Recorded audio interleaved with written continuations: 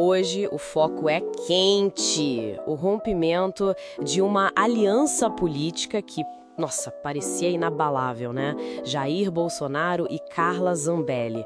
A gente tem um material bem rico aqui, declarações, bastidores, análises, que pintam um quadro, assim, fascinante do poder. Exato. E a ideia é ir além do o que aconteceu, né? Tentar entender o porquê. Vamos analisar juntos essa ascensão, a queda, esse sentimento de abandono que foi relatado e, claro, o estilo de liderança em jogo. Tudo com base no que as fontes nos trouxeram. Perfeito, então vamos lá. Começou como uma aliança muito forte, quase uma simbiose, né? Zambelli era defensora do Bolsonaro, olha, desde 2013 e em 2022 a votação dela explodiu, claramente na onda bolsonarista. A marca dela era essa, a lealdade assim total. Uma lealdade irrestrita, como algumas fontes descrevem. Ela era tida como essa linha de frente mesmo, né? A mais aguerrida. Só que essa imagem, bom, ela começou a ruir. E de forma bem espetacular. E aí a gente chega no ponto de virada, né? Aquele episódio da véspera da eleição de 2022, Zambelli perseguindo um homem armada em São Paulo. Foi bem chocante. Sim, um momento muito crítico. E ela mesmo depois parece que se arrependeu, disse algo como devia ter entrado no carro e ido embora. Exatamente. E esse incidente é crucial. As fontes indicam que o Bolsonaro culpou ela diretamente pela derrota para o Lula. Nossa! E as consequências para ela não pararam aí, né? Foram pesadas. Muito pesadas. Teve o STF, o Supremo, que formou maioria para condenar por porte ilegal de arma. Certo. Depois veio o TSE, o Tribunal Superior Eleitoral, condenação por desinformação. Mais uma? E a acusação mais grave, né? Ligada àquela invasão do sistema do CNJ, o Conselho Nacional de Justiça. Isso levou à ordem de prisão, nome na Interpol e, bom, ela saiu do país. Uma situação jurídica complicadíssima. E no meio desse turbilhão todo, ela vem a público e fala em abandono. Diz que esperava apoio do Bolsonaro, né? Pela lealdade, pelos sacrifícios que ela fez. E ainda solta que não foi a única, que outras pessoas também perderam a amizade dele quando mais precisaram. É forte isso. Muito forte. E o contraste com a reação do Bolsonaro, segundo as fontes, é gritante. Distanciamento total. Ele chegou a declarar não ter nenhuma relação com ela, que soube do caso pela imprensa. Sério? Nenhuma relação depois de tanta proximidade? Foi o que ele disse. E sobre as declarações dela, foi curto e grosso. Não li, nem vou ler. Parece que nem as ligações dela ele atendeu mais. Uma frieza.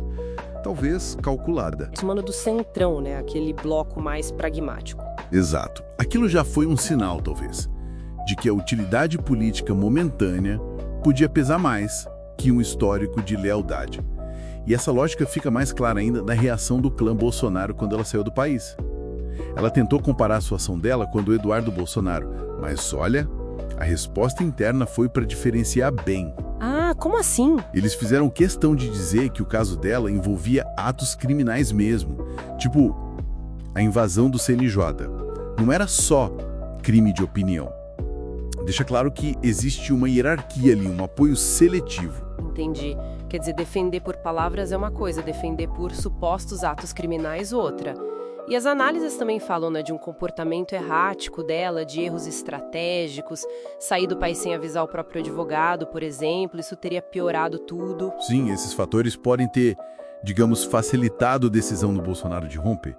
Com a Zambelli virando esse passivo jurídico e de imagem tão grande, insustentável talvez, o afastamento permite que ele foque na rearticulação para 2026. Mesmo inelegível, ele quer ter influência na sucessão, fortalecer a direita no Congresso. E aí talvez precise de alianças onde a imagem dela não ajuda mais. E o futuro dela? Complicado, né? Inelegível por 8 anos. Bem certo. Embora pareça que há planos de lançar um familiar na política. Mas para ela o cenário é difícil. E a base bolsonarista, como que reagiu a esse racha todo? As fontes mostram divisão. É o misto, sim. O clã mais próximo parece ter silenciado sobre ela. Mas outros parlamentares do PL, como Flávio Bolsonaro, chegaram a expressar alguma solidariedade, falando em perseguição. Não é um bloco monolítico nesse ponto. Interessante. Mas olha, o ponto central que emerge de tudo isso é a transformação da Zambelli num passivo muito grande, judicial e de imagem, foi determinante. Isso combinado com um estilo de liderança que claramente prioriza o cálculo político do momento acima dos laços do passado. Foi isso que selou o fim dessa aliança. Então, no fim das contas, o caso Zambelli acaba sendo quase um estudo de caso dessa dinâmica do bolsonarismo, né? A lealdade parece ter limite quando a conveniência política muda. Precisamente. E isso tudo nos deixa com uma questão para pensar, né? O que esse descarte, digamos assim, de uma figura que foi tão simbólica, tão leal, sinaliza sobre a capacidade desse movimento político de se adaptar, de manter a coesão, especialmente agora que ele precisa se reinventar para sobreviver politicamente, talvez até além da figura do próprio Bolsonaro nas urnas.